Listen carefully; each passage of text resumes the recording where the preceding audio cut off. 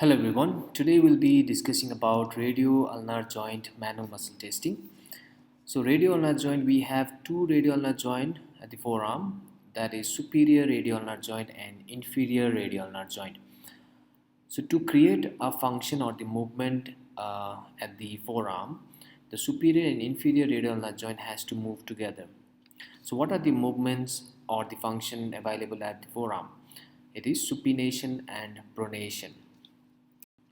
So let's discuss about the group muscle manual muscle testing for supination and pronation, that is supinators and pronators. So what are the forearm supinators? The forearm supinators are supinator and biceps brachii muscle. You can see in the picture biceps brachii, which comes from the which crosses the shoulder joint and comes and also crosses the elbow joint. So therefore it has a two joint muscle. You can say three joint muscle because it also crosses the superior radio ulnar joint. Then other muscle is the supinator muscle. What are the forearm pronators? Forearm pronators are pronator teres and pronator quadratus. So these are the two muscles which create pronation. So let's move on to supinators group muscle MMT for grade 5, 4 and 3. So what should be the position for the patient, starting position for assessing MMT grade 5, 4 and 3 for supinators, that is biceps brachii and supinator together. So the position of the patient should be short sitting, arm at the side and elbow 90-degree flexed and forearm pronated. So you can see the picture. Forearm should be pronated for starting position because we want the patient to perform supination. Now we ask the patient to perform supination from the pronated forearm until the palm faces the ceiling. Then we can apply resistance for grade 5 and 4 at the distal part of the forearm, or we can just simply grasp the patient's hand like while shaking the hand. But the patient's wrist muscle and the hand muscle should be strong enough to grasp the therapist's hand. So if patient's muscles are not so strong enough, you can simply use the technique where you resist the supination at the distal part of the forearm. So this is the starting position: short sitting, 90-degree flexed elbow, arm by the side and forearm pronated. Let's move on to the video demonstration. So you can see the patient is short sitting with forearm pronated, elbow flexed and arm by the side. Then we instruct the patient to perform supination. So this is grade 3 movement, and if patient is able to perform grade 3, then we'll move on to grade 4 and 5 by applying resistance. And the patient performs supination against the resistance applied by the therapist. So how should we assess for grade 2 then? For grade 2, you can see there is alteration in the elbow position. The elbow is completely flexed so that the forearm is vertical to the ground or perpendicular to the ground. So position of the patient for grade 2 MMT for supinators is short sitting with shoulder flexed between 45-degree and 90-degree and elbow flexed to 90-degree so that the forearm is vertical to the ground.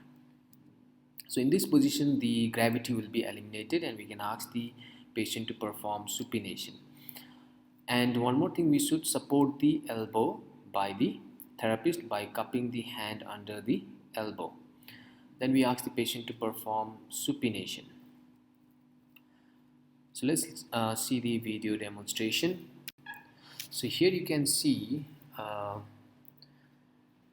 the patient forearm elbow is flexed to 90-degree, and then we ask the patient to perform supination. So this is in a gravity eliminated position.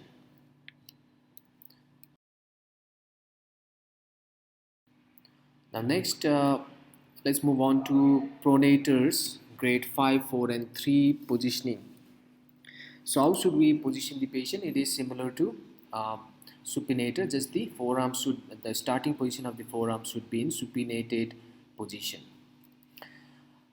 So patient's position is similar to supinator's position. The elbow is flexed to 90 degree, but forearm should be in supinated position. Then we ask the patient to perform pronation from the supinated position of the forearm. So the forearm is supinated. We ask the patient to perform pronation. So grade 3 is done, and then we move on to grade 4 and 5, where we apply the resistance by the therapist. Now let's move on to grade 2 pronators, which is again similar to the supinators, but here the starting position should be, the forearm should be completely supinated, and from that position the patient performs pronation. So the starting position is similar, short sitting with shoulder flexed between 45 to 90 degree and elbow flexed to 90 degree, and forearm in neutral or supinated position. Actually it should be in supinated position. Then from this position we ask the patient to perform pronation. So in this position, where the forearm is vertical to the ground, there is no gravity acting against the muscle function.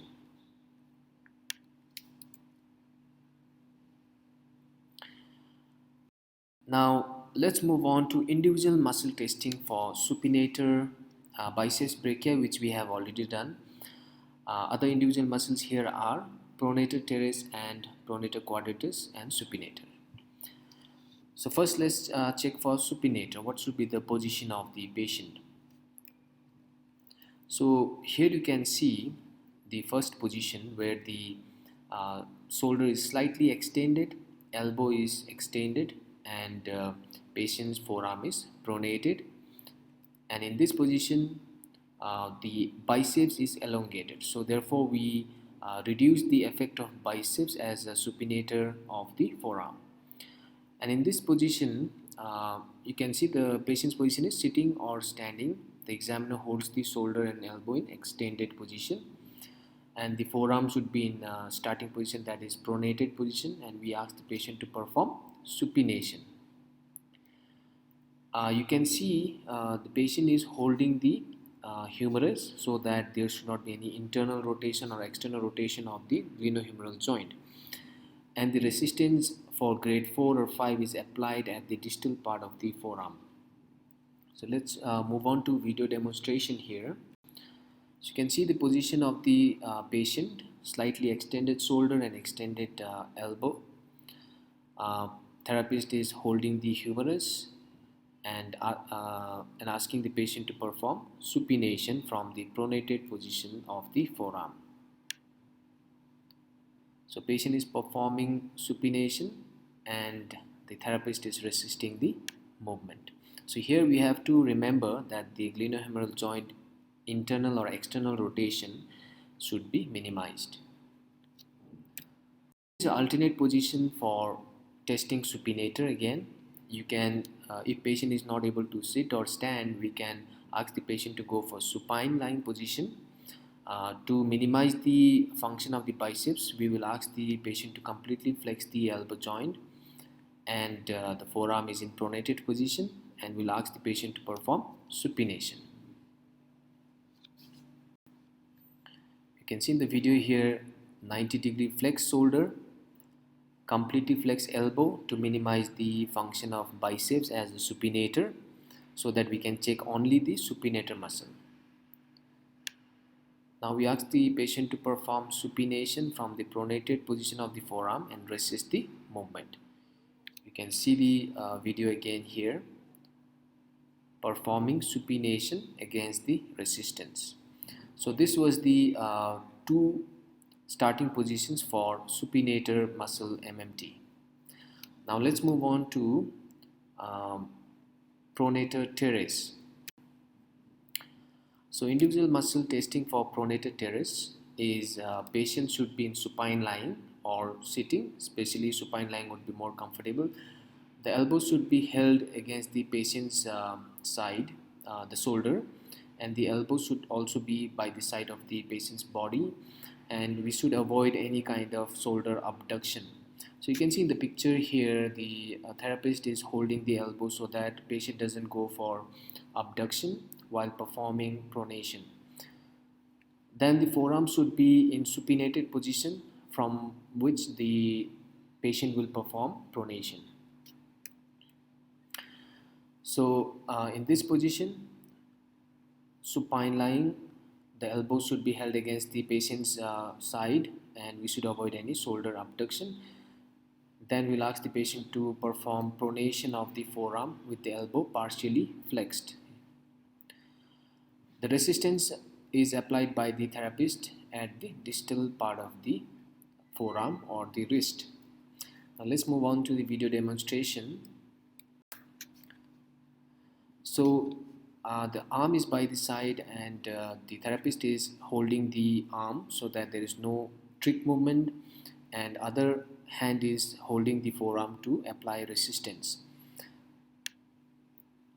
So patient is going for pronation of the forearm against the resistance. So in this slightly flexed elbow and arm by the side, we will be testing for pronator teres.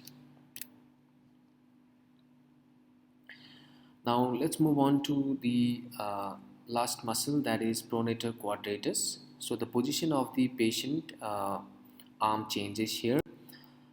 So what is the difference between pronator teres and pronator quadratus positioning? The elbow is completely flexed here for pronator quadratus muscle. So that is pronator quadratus. Patient is supine. The elbow should be held against the patient's side to avoid shoulder abduction, and elbow is completely flexed. Whereas for pronator teres, the elbow is partially flexed. Then we ask the patient to perform pronation against the resistance. So here you can see the position of the patient as described there in the picture, and patient performs pronation from the supinated position of the forearm, and here the resistance is applied at the wrist or the distal part of the forearm. And if patient is able to perform pronation to the full range of motion, then the grade will be considered as grade 5 against the maximum resistance, and if patient is able to perform against minimal resistance, it will be grade 4. So I'll be sharing the book references for this topic. If you find any doubt, you can freely ask me through voice notes, through WhatsApp, or through text, and I'll be ready to help you out. Thank you.